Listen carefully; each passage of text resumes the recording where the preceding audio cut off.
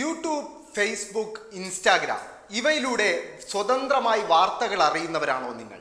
ആണെങ്കിൽ ആ കാലം ഉടൻ കഴിയാൻ പോകുന്നു. ഓൺലൈനിലെ ധ്രുവ്രാഠിയെ പോലെ, രവീഷ് കുമാറിനെ പോലെയുള്ള കണ്ടന്റ് ക്രിയേറ്റേഴ്സിന് കൂച്ചുവിലങ്ങിടാൻ കേന്ദ്ര സർക്കാരിൻ്റെ പണിപ്പുരയിൽ ഒരു നിയമം ഒരുങ്ങുകയാണ്. The broadcast services regulation bill 2024 ധ്രുവ്രാഠി അടക്കമുള്ള ഓൺലൈൻ കണ്ടന്റ് ക്രിയേറ്റേഴ്സിനെ നിയന്ത്രിക്കാൻ കേന്ദ്ര സർക്കാർ തയ്യാറെടുക്കുന്നത്.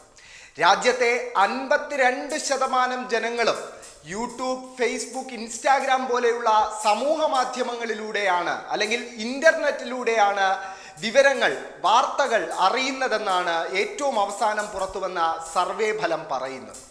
ഇത് ശരിയാണെങ്കിൽ രാജ്യത്തെ ബഹുഭൂരിപക്ഷം ജനങ്ങളും ഇപ്പോൾ വാർത്തകൾക്കായി ആശ്രയിക്കുന്നത് ഇത്തരം ഓൺലൈൻ കണ്ടന്റ് ക്രിയേറ്റേഴ്സിനെയാണ്.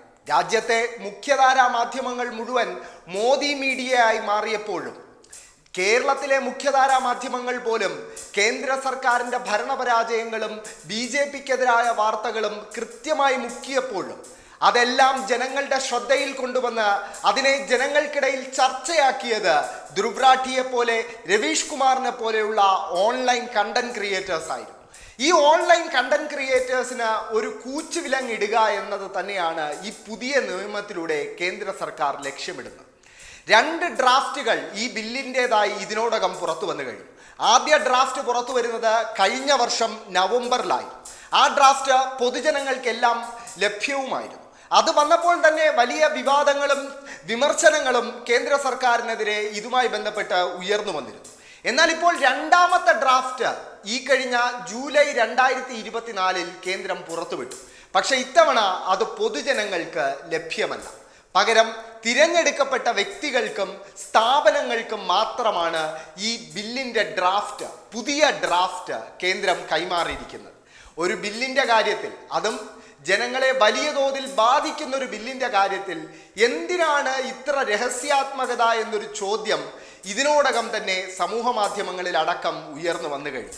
ഇനി എങ്ങനെയാണ് ഈ ബില്ല് ഉപയോഗിച്ച് കേന്ദ്രം ധ്രുവ്രാഠി അടക്കമുള്ള ഓൺലൈൻ കണ്ടന്റ് ക്രിയേറ്റേഴ്സിനെ നിയന്ത്രിക്കാൻ ഉദ്ദേശിക്കുന്നത് എന്ന് വിശദീകരിക്കാം. ആദ്യമായി ഈ ബില്ല് 3 പതിറ്റാണ്ട് പഴക്കമുള്ള cable televisions network regulation act 1995 പുനഃസ്ഥാപിക്കുക എന്ന ലക്ഷ്യത്തോടെ കേന്ദ്രം അവതരിപ്പിക്കുന്നതാണ്.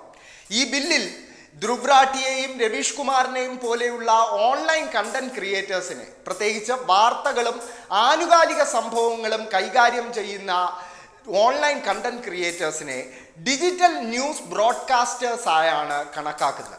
എന്താണ് ഈ ഡിജിറ്റൽ ന്യൂസ് ബ്രോഡ്കാസ്റ്റേഴ്സിന് നൽകിയിരിക്കുന്ന വിവരണം എന്ന് ചോദിച്ചാൽ, ഈ ഡ്രാഫ്റ്റിൽ പറയുന്നത് സമൂഹ മാധ്യമങ്ങളിലൂടെയോ പേപ്പറുകളിലൂടെയോ വെബ്സൈറ്റുകളിലൂടെയോ വാർത്തകളോ ആനുകാലിക സംഭവങ്ങളോ ബ്രോഡ്കാസ്റ്റ് ചെയ്യുന്ന ആരെയും ഡിജിറ്റൽ ന്യൂസ് ബ്രോഡ്കാസ്റ്ററായി കണക്കാക്കാം എന്നാണ്.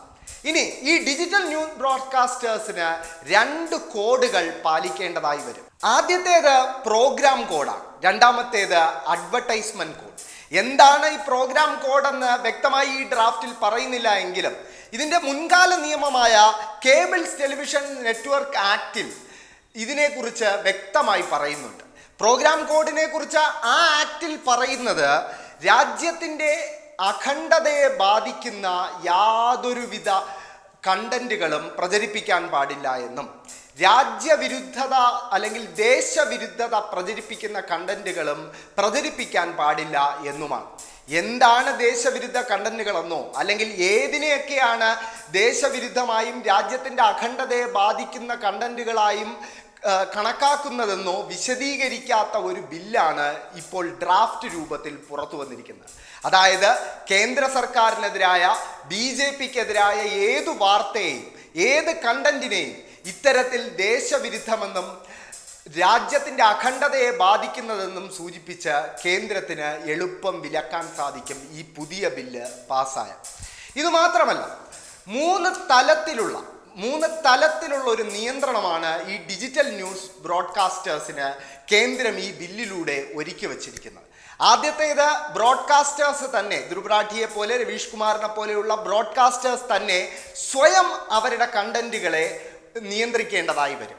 രണ്ടാം ഘട്ടം ഇൻഡിപെൻഡന്റ് ആയിട്ടുള്ള സെൽഫ് റെഗുലേറ്ററി ഏജൻസികൾ ഇത് നിയന്ത്രിക്കും. ഇനി മൂന്നാം തലത്തിൽ ഇത് നിയന്ത്രിക്കുന്നത് ബ്രോഡ്കാസ്റ്റ് അഡ്വൈസറി കൗൺസിലാണ്. ഈ ബ്രോഡ്കാസ്റ്റ് അഡ്വൈസറി കൗൺസിലിലെ മുഴുവൻ അംഗങ്ങളെയും നിയമിക്കുന്നത് കേന്ദ്ര സർക്കാർ തന്നെയാണ് എന്നതാണ് ഏറ്റവും എടുത്തു പറയേണ്ട വസ്തുത. അതായത് ഇനി മുതൽ കേന്ദ്രത്തിൻ്റെ നിയന്ത്രണത്തിന് കീഴിലായിരിക്കും ഈ ബില്ല് പാസ്സായാൽ മുഴുവൻ ഓൺലൈൻ കണ്ടന്റ് ക്രിയേറ്റേഴ്സും പ്രവർത്തിക്കേണ്ടി വരിക എന്നതാണ് ഏറ്റവും പ്രധാനപ്പെട്ട കാര്യം.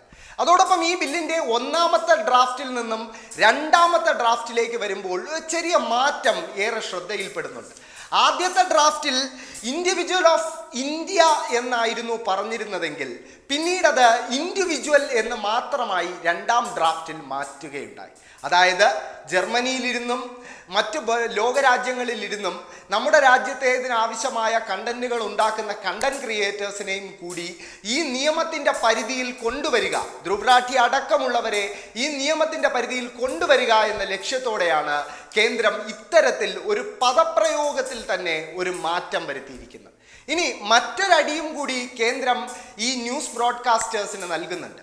അത് ആക്സസിബിലിറ്റി ഗൈഡ് ലൈൻസ് എന്ന ഓമന പേരിലാണ് അറിയപ്പെടുന്നത്. ആക്സസിബിലിറ്റി ഗൈഡ് ലൈൻസിൽ പറയുന്നത് വൈകല്യമുള്ളവർക്ക്, പ്രത്യേകിച്ച് കാഴ്ച കേൾവി പരിമിതികൾ ഉള്ളവർക്ക് ഈ ന്യൂസ് കണ്ടന്റുകൾ പൂർണ്ണമായും ആസ്വദിക്കാൻ സാധിക്കണം. അതിനുവേണ്ടി എല്ലാ വീഡിയോയിലും സബ് ടൈറ്റിലുകൾ ഉണ്ടാകണം. അതോടൊപ്പം സൈൻ ലാംഗ്വേജിലൂടെ ഇതിനെ ട്രാൻസ്ലേറ്റ് ചെയ്യുകയും വേണം. കുറഞ്ഞ ചെലവിൽ വളരെ ചെറിയ ബഡ്ജറ്റിൽ മാത്രം പ്രവർത്തിക്കുന്ന ഓൺലൈൻ സ്ഥാപനങ്ങൾക്കും ഓൺലൈൻ കണ്ടന്റ് ക്രിയേറ്റേഴ്സിനും വലിയൊരു തിരിച്ചടിയാണ് ഈ ആക്സസിബിലിറ്റി ഗൈഡ് ലൈൻസ് എന്ന കാര്യത്തിൽ സംശയമില്ല. ഈ ആക്സസിബിലിറ്റി ഗൈഡ് ലൈൻസുകൾ തെറ്റിക്കുന്ന ഓൺലൈൻ കണ്ടന്റ് ക്രിയേറ്റേഴ്സിന് കനത്ത പിഴ ചുമത്താനും കേന്ദ്രത്തിന് അനുവാദം ഈ നിയമം നൽകുന്നുണ്ട്. അതുകൊണ്ട് തന്നെ ഈ നിയമം പാസ്സാവുകയാണെങ്കിൽ ധ്രുവ്രാഠിയെയും രവീഷ് കുമാറിനെയും പോലെയുള്ള നിരവധി ഓൺലൈൻ കണ്ടന്റ് ക്രിയേറ്റേഴ്സിൻ്റെ നാവുകൾ ചങ്ങലക്കിടപ്പെടും എന്ന കാര്യം ഉറപ്പാണ്. കേന്ദ്രം ഈ നിയമത്തിൻ്റെ ആദ്യ ഡ്രാഫ്റ്റ് നവംബർ 2023 പുറത്തിറക്കിയപ്പോൾ തന്നെ ഇത് കേന്ദ്രത്തിനെതിരായി പ്രവർത്തിക്കുന്ന അല്ലെങ്കിൽ കേന്ദ്ര സർക്കാരിനെതിരായി പ്രവർത്തിക്കുന്ന ഓൺലൈൻ കണ്ടന്റ് ക്രിയേറ്റേഴ്സിനെ നിയന്ത്രിക്കുക എന്ന ലക്ഷ്യത്തോടെ ഉള്ളതാണ് എന്ന വിമർശനം ഉയർന്നിരുന്നു. കേന്ദ്രത്തിന് മുഖ്യധാരാ മാധ്യമങ്ങളിൽ നിന്നും വലിയ വെല്ലുവിളി ഈ ഘട്ടത്തിലൊന്നും തന്നെ കഴിഞ്ഞ 10 വർഷത്തിനിടെ നേരിടേണ്ടി വന്നിട്ടില്ല. ഇന്ത്യയിലെ മുഖ്യധാരാ മാധ്യമങ്ങളെല്ലാം തന്നെ മോദിയുടെ സ്തുതിപാഠകരായും BJP സർക്കാർ അനുകൂലികളായും പരസ്യമായി രംഗത്ത് വരുന്നത് നമ്മൾ കണ്ടിട്ടുണ്ട്. ആ അവസരങ്ങളിലെല്ലാം ഇലക്ട്രൽ ബോണ്ട് പോലെയുള്ള വിഷയങ്ങൾ വന്നപ്പോഴും നീറ്റ് അട്ടിമറി ഉൾപ്പെടെയുള്ള വിഷയങ്ങൾ വന്നപ്പോഴും എല്ലാം ഈ വിഷയങ്ങൾ ജനങ്ങൾക്കിടയിൽ ചർച്ചയാക്കുകയും ഇതിൻ്റെ കൃത്യമായ വിവരങ്ങൾ ജനങ്ങളിലേക്ക് എത്തിക്കുകയും ചെയ്തത് ഈ നാട്ടിലെ ഓൺലൈൻ കണ്ടന്റ് ക്രിയേറ്റേഴ്സ് ആയിരുന്നു എന്നതാണ് യാഥാർത്ഥ്യം. അതുകൊണ്ടാണ് ഏറ്റവും അവസാനത്തെ സർവേയിൽ രാജ്യത്തെ 52% ജനങ്ങൾ ഇത്തരം ഓൺലൈൻ കണ്ടന്റ് ക്രിയേറ്റേഴ്സിലൂടെയാണ് വാർത്തകൾ അറിയുന്നത് എന്നൊരു ഞെട്ടിക്കുന്ന വിവരം പുറത്തു വരുന്നത്. എന്തായാലും ഇത്തരം ഓൺലൈൻ കണ്ടന്റ് ക്രിയേറ്റേഴ്സിനെ നിയന്ത്രിക്കാനുള്ള കേന്ദ്ര സർക്കാരിൻ്റെ പുതിയ നിയമം അണിയറയിൽ തയ്യാറെടുത്തുകൊണ്ടിരിക്കുകയാണ്. ഈ നിയമം യാഥാർത്ഥ്യമാവുകയാണെങ്കിൽ അത് ധ്രുവ്രാഠി അടക്കമുള്ളവർക്ക് ഒരു കനത്ത തിരിച്ചടിയായിരിക്കുമെന്ന കാര്യത്തിൽ ഒരു സംശയവുമില്ല.